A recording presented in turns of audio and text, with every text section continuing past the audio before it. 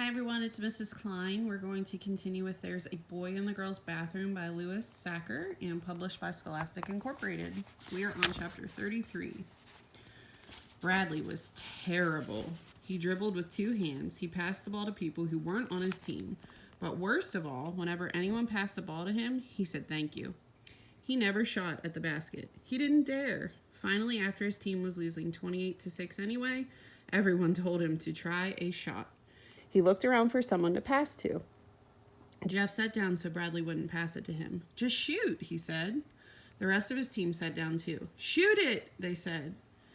Everybody on the other team sat down too. Shoot the ball! Bradley faced the basket. His tongue slipped out the corner of his mouth as he carefully aimed, then threw the ball high in the air. It hit the back of the rim, bounced against the backboard, then dropped through the net. Great shot, said Jeff. Way to go, said Andy, patting him on the back.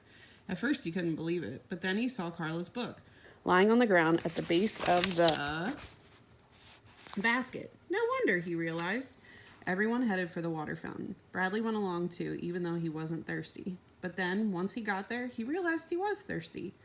He just hadn't noticed. Good game, Bradley, said Brian. You just have to stop passing to people who aren't on your team, said Dan. Maybe you should give the rest of us on your team black eyes too, said Robbie. Then you'll know who to pass to. Everyone laughed, even Bradley. He and Jeff were the last two left at the water fountain. Everyone else had already started back to class. As they drank, their eyes met, and they broke up laughing. How did you get the black eye? Bradley asked after he stopped laughing. Melinda, said Jeff. Bradley nodded. She's strong, he said. Oh boy, you can say that again, said Jeff. They laughed again. My book! Bradley suddenly exclaimed. He ran back to the basketball court where he'd left it. Jeff shook his head as he watched Bradley run away. Life's weird, he thought.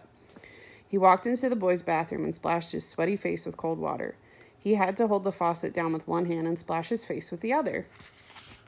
Colleen Varigold walked in. He stared at her. She looked around, then screamed and ran outside. Jeff watched the door swing shut behind her.